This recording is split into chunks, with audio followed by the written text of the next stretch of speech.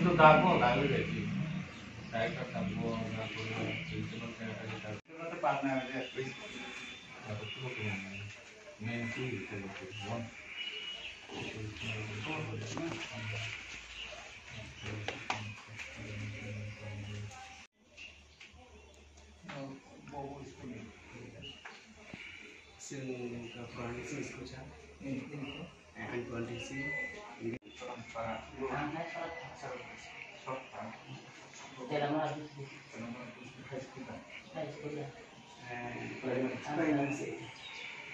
প্রথমে আমাদের মিডিয়া ভাই এবং বোনে তাদেরকে আমাদের কুককাম হেল্পার ওয়েলফেয়ার তরফ থেকে সবাইকে আমার শুভেচ্ছা এবং প্রীতি জানিয়ে নমস্কার করছি।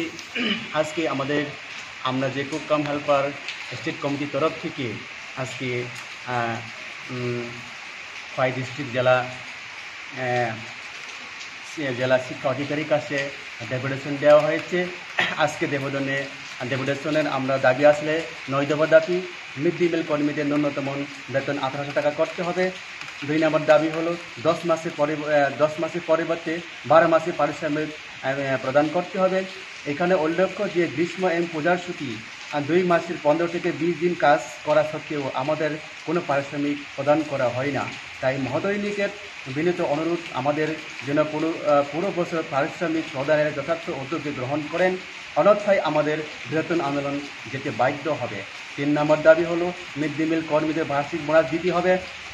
4 নম্বর দাবি মিড ডে মিল কর্মীদের প্রতি মাসে বেতন প্রদান করতে হবে। 5 নম্বর দাবি আছে অনিয়মিত মিড ডে মিল কর্মীদের নিয়মিত করতে হবে। 6 নম্বর দাবি আছে মিড ডে মিল কর্মী ছাঁটাই করা চলবে না। 7 নম্বর দাবি হলো মিড ডে মিল কর্মীদের পেনশন চালু করতে হবে। 8 নম্বর দাবি আছে অবসরকালীন সময়ে 5 লক্ষ টাকা দিতে হবে এবং 9 নম্বর দাবি আছে মিড ডে মিল কর্মীদের পিএফ চালু করতে হবে। বরংশ আজকে আমাদের যে ডেপুটেশন দেওয়া মূল উদ্দেশ্য কারণ হলো আমরা প্রায় 2000 আমাদের মিড ডে মিল কর্মী প্রায় 2002-2003 থেকে শুরু করে আমাদের বেতন আমাদের মাসিক হনারিয়াম টাকা 900 থেকে 1000 থেকে 1500 থেকে 2500 টাকা হয়ে গেছে। কিন্তু এখন আমরা যে 2024-এর ফেব্রুয়ারি মাসের আমরা যে অনারিয়াম পেয়েছি কিন্তু 1000 টাকা করে পেয়েছে। ওই যেমন আগের মতনই সেন্ট্রাল গভর্নমেন্ট 900 টাকা এবং ত্রিপুরা গভর্নমেন্ট 1000 টাকা করে। এইভাবে এখন আমরা ফেব্রুয়ারি অথবা মার্চের টাকা আমরা হনারিয়াম পেয়েছি।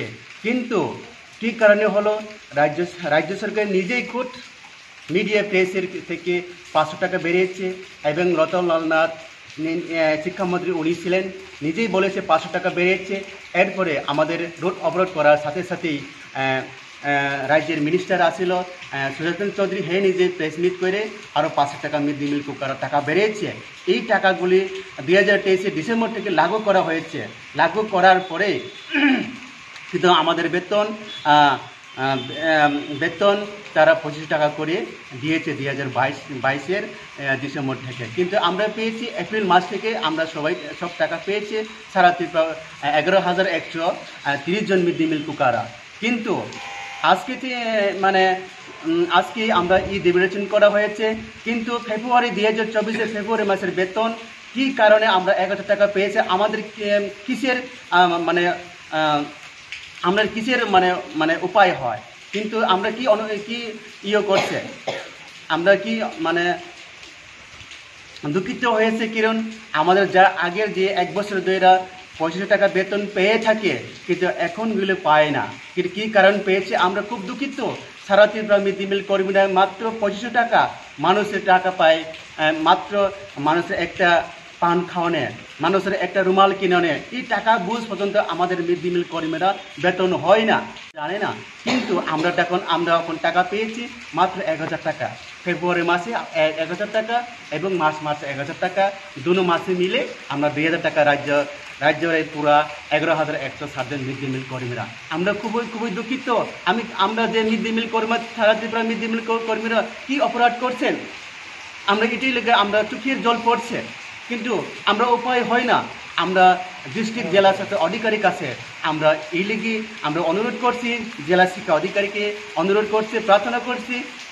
উনি আমাদেরকে আশ্বাস দিয়েছেন আজকের মধ্যে আপনারা যে সরল নীতি এটা ডাইরেক্টরের কাছে পৌঁছিয়ে দিব। কিন্তু এই আশা আকাঙ্ক্ষা রেখে তিনি জেলা অধিকারী স্যার আমাদেরকে আশ্বাস দিয়েছে, আমাদের মনগুলি সান্ত্বনা দিয়েছে।